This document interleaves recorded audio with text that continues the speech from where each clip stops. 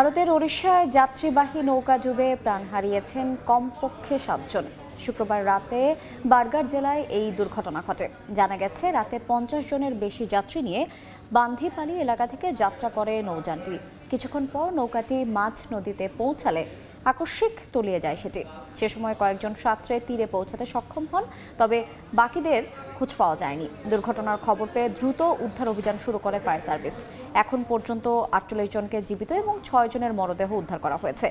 ধারণ ক্ষমতার বেশি যাত্রী বহনের জেরেই এই দুর্ঘটনা ঘটেছে বলে প্রাথমিকভাবে ধারণা করা হচ্ছে। নিহতদের পরিবারগুলোকে ৪ লাখ রুপি ক্ষতিপূরণের ঘোষণা দিয়েছে স্থানীয় সরকার।